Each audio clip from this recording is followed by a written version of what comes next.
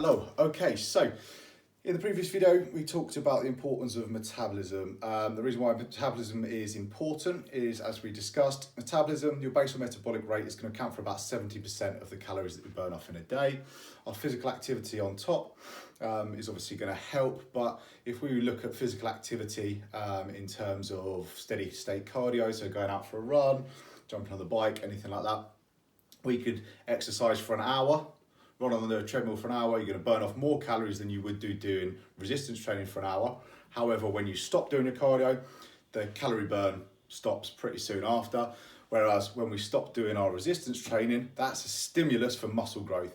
So our muscles then have to repair, the muscles that we've broken down have to repair, which takes calories to repair. So your body's going to be working overtime to repair the muscles that we've broken down. And when those muscles then do repair, they're going to repair bigger, and we're going to then have more muscle mass, which then increases our metabolism. Okay, so in terms of being efficient with our training, we can either run for an hour and burn off 1,000 calories, or we can lift weights for 45 minutes to an hour, stimulate muscle growth, and for the rest of the day, for the next day and the day after, our body's going to be burning off calories to repair what we've broken down. And once it has repaired, our metabolism is going to be higher because we're going to have a higher percentage of muscle mass. So in terms of being effective with our time, much better to be doing our resistance training. Okay, try not to ramble too much. What I just touched on then, when your body's building muscle, that's an anabolic state. When your body's breaking muscle down, that's a catabolic state.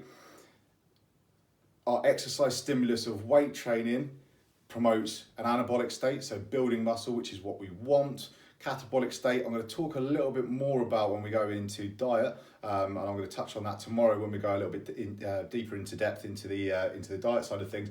But in terms of training, our steady state cardio is catabolic. Okay, so we're going to have a negative effect on muscle growth.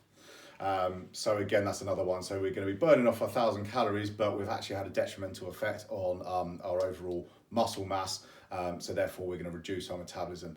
Not quite as simple as that. There's a lot more science behind it, and it's not as clear cut as that. But just for us to simplify things, steady state cardio, breaking muscle down, lifting our weights, stimulating muscle growth. Okay, cool. So in terms of muscle mass then, the more muscles we can work, the more muscles are then, if you think of your muscles as kind of energy burning factories, the bigger the factory, the more energy it's going to burn. So if we can build some lean tissue, every 0.5 of a kilo of muscle mass we're going to put on is going to burn off an extra 50 calories just to sustain it. Okay, so in a resting state, we're going to be burning off more calories, which is what we want. Okay, fantastic. Now, that being said, we want to work as many muscles as we can, as frequently as we can. So what would be ideal would be working all over body every day. Hit every muscle group every day. Problem being, when we break our muscles down, which is what we're doing with training, we're pulling our muscles apart, we're ripping those muscles apart, we're causing damage. Now that damage then takes about 48 hours before we can work that muscle again. Okay, when we say damage, people think of that in a negative effect, but if we're breaking that muscle down, the next day it's going to hurt. That pain's called DOMS, or delayed onset muscle soreness. So the next day you're going to think, oh my God, what am I doing? Sure, I thought this was supposed to be good for you. Delayed onset muscle soreness is a combination of you've ripped those muscles apart, so you've got some tearing, some bleeding, some inflammation. You've got lactic acid from where you've been working in more of an anaerobic state, so you're going to have some lactic acid built up, and the muscles are going to shorten when they start to repair. So you're going to have tight, painful muscles.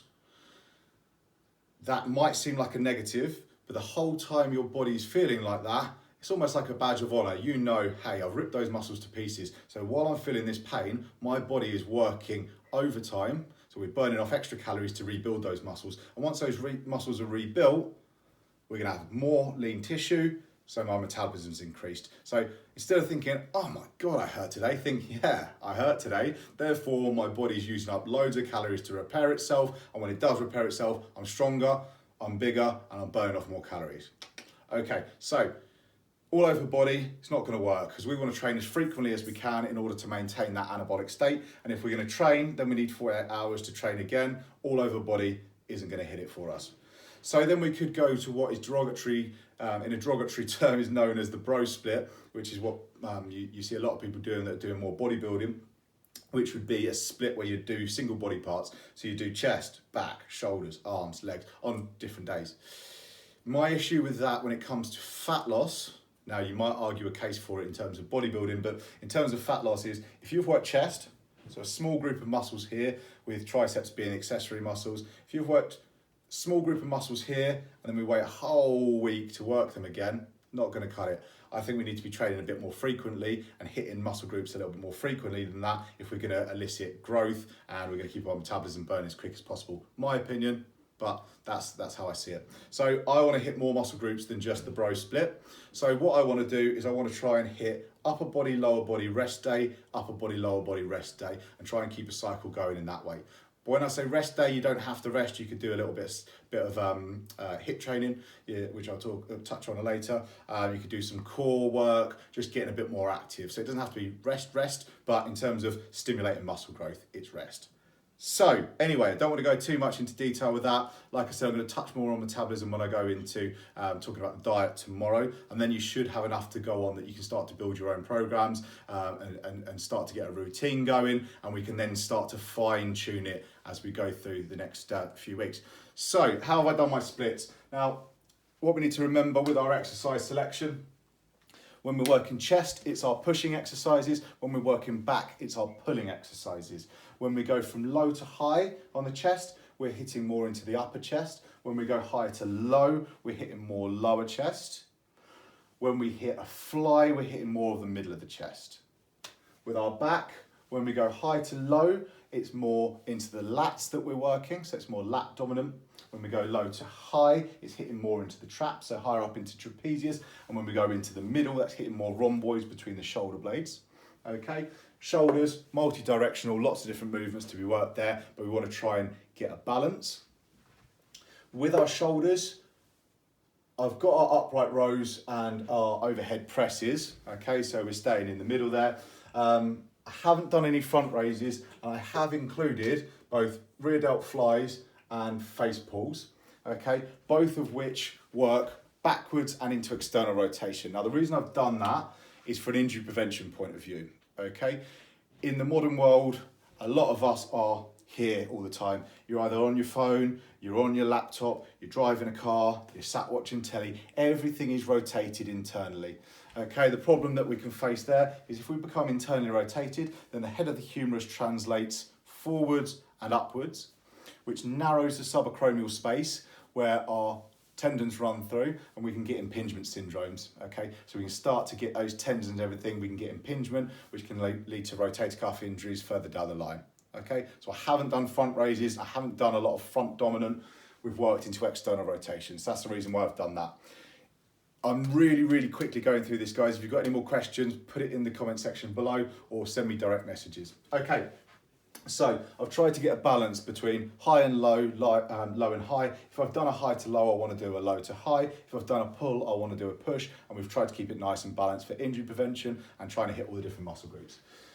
When it comes to our legs, I've split between back squats and front squats. Okay, a back squat is when the bar is loaded across the shoulders. Okay, and we're squatting there. That's more dominant into the glutes. A front squat, okay, where we can either do it into a goblet squat, holding a dumbbell, or onto the bar there. That's going to be more dominant on the quads. So because we're hitting each body part twice, I don't want to do exactly the same movements, exactly the same exercises. If we keep repeating the same exercise and the same movement patterns over and over again, we run the risk of an injury. Okay, so although we're trying to hit each body part twice, I've tried to hit them in a different way. Okay, so again, there's loads more science to it than that. I'm just trying to skim through so I don't keep you for too long.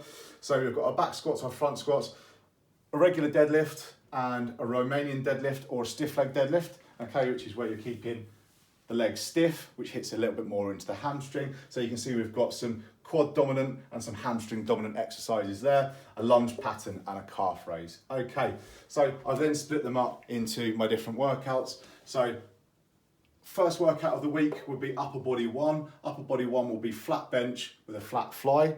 Onto the back, which will do a lat pull down and a seated row. Into the shoulders, which is an upright row and a lateral raise.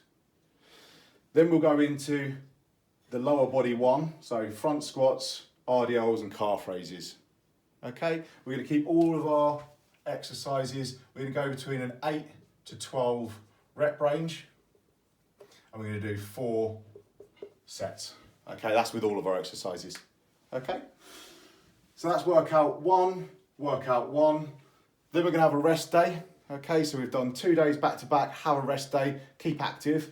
And then we're gonna go into the workout two. So we're gonna go into our incline bench, incline fly, face pulls, bent over rows, overhead press, rear delt flies on our upper body two, and then into our legs two, which will be a back squat, a deadlift, and a walking lunge.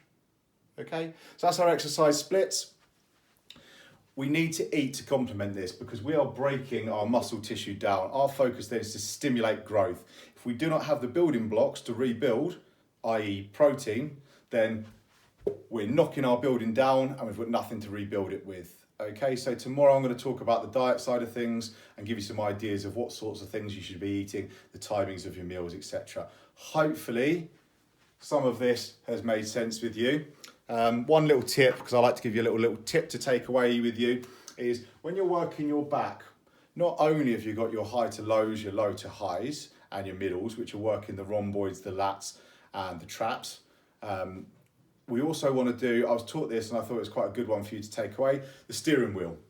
Okay, so change up your grips. So you've got around the steering wheel, the different movements. You've got your pronated, your semi-supinated, and your supinated. Okay, by changing the grip, you're going to work different parts of the shoulders and the back. Okay, the way you remember those grips, supinated, you could carry soup like this, but you couldn't carry soup like that. Okay, you can keep that one. Right, so tomorrow I'm going to talk a little bit more about diet. I'm going to go into that. Then after that, I want to start to get a little bit more into how I got to where I got to and some of the psychosocial factors which affect all of us, habit, peer pressure, and some of the worst side of things, addiction, which some of us deal with, whether it's alcohol, whether it's food, whether it's smoking. A lot of us have got addictions that we're working through. So tomorrow is going to be another kind of more sciencey one, talking about food and why we eat the things we do, and the effect that that has. Then hopefully you've got enough that you can go away and you can start to build a diet and exercise program. We're going to refine this over the weeks. So the idea was to start very general, which is what we've done, very broad, and then we're going to be narrowing it down and making it a little bit more fine-tuned as we go along. One little tip which is going to help, which I'm going to touch on tomorrow as well, but if you could start to keep a journal, not really strict, but just start to write down the types of food you're eating, the times of day, because then we can start to really work out our calories and we can sort out why, if so, whether we're burning calories or whether we're not, and we can then alter our energy balance from there. Okay, hopefully I didn't waffle on too much. If you've got any questions, please ask, either direct message me or put them in the comment section below. Don't forget to add me on my Facebook page, which is @BradsJourney. I'm also on Instagram, and if not, you can just subscribe to my YouTube channel. Okay, thanks for listening. See you tomorrow.